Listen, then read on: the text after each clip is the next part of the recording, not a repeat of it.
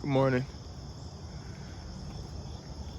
So here's an effect of what I sprayed on my yard a few weeks ago. And you can see that the crabgrass is dying. I thought it was St. Augustine, but it's actually crabgrass. So the crabgrass is definitely dying out. And what I'm gonna do now, I'm about to scalp it with my mower. I'm gonna scalp it real low so I can get this Bermuda to come in. Look at this weed right here. What the hell is that? But this is all crabgrass. And as you can see, if you look right here real close, the Bermuda is starting to come in right here. That's Bermuda coming in. Actually starting to spread.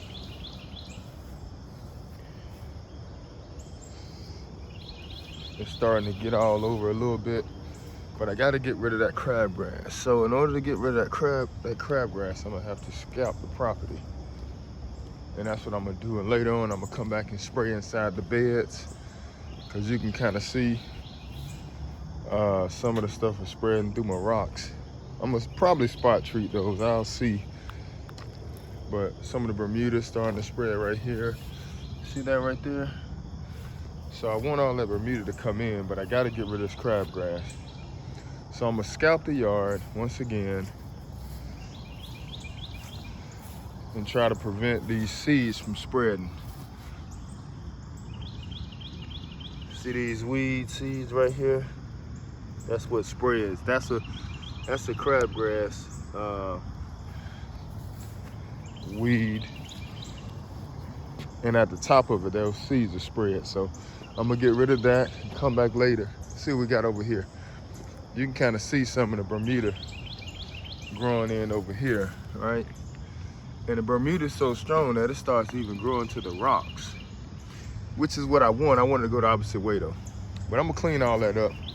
But as for now, the goal is to get rid of this crabgrass. All right. So I'm back.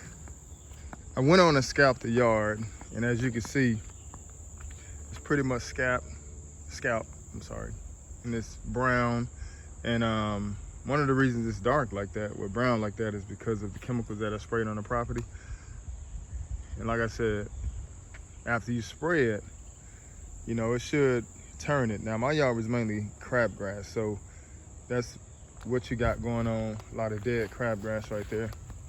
And what I want to happen, I want the Bermuda to grow in, so I had to cut it super low. And you have to keep it low so the crabgrass doesn't come up and cause more crabgrass to spread by way of the seeds. But you can see that the yard's pretty low now. And basically, you know, I'm gonna take you guys on a journey with me to see how my yard actually does. It's probably too late this year, September 19th, 2022. So probably around March of 2023, we'll be able to see a good difference. Hopefully we will. I'll be treating this yard again probably in about 3 more weeks. I treated it September 1st, I believe, or the week of the 1st.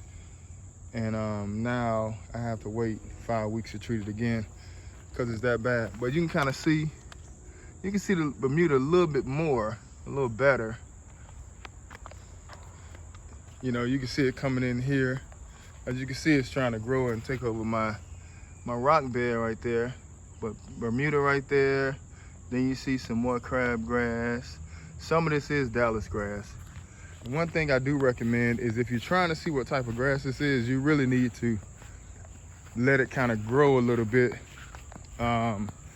so you can see the stem on the weed, or the seeds and also the top of the weed. That way you can determine whether or not it's crabgrass, Dallas grass, or Bermuda. But Dallas grass and crabgrass mainly look the same up top, but crabgrass has more of a Y shape. Dallas grass has more of a L. It has a weed up top, then it kind of below it breaks off and like points to the right, like it's an arrow. But look at this right here. This is the effect from the chemicals that I sprayed on it, hitting all that crabgrass and Dallas grass, or the pests that I don't want in the yard. And I'm definitely using Princep, which has simazine, and I think that's a post-emergent. So, but I also have something to kill have a pre-emergent in there also. So what I'm gonna do, I'm gonna go ahead and spray the back. As you can tell, the back, okay, that's mainly just the, you know, just the crabgrass or whatever. But I didn't spray the back yet.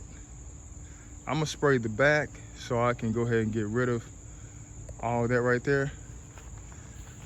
And I may need to oversee it, I don't know.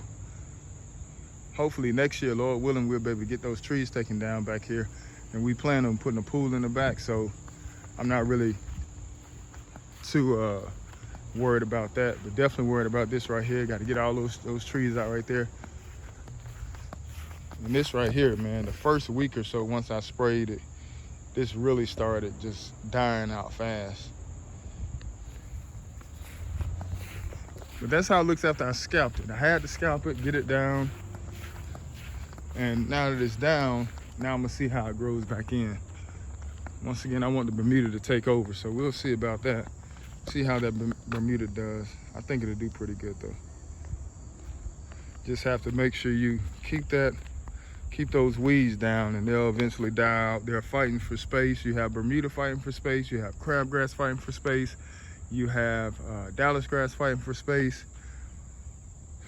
So when you spray the property, spray the yards, and kill off those weeds that you don't want, then you assist the Bermuda in its growth and taking over those spots that are in the yard that they're competing for. All right, so that's it. Have a good day.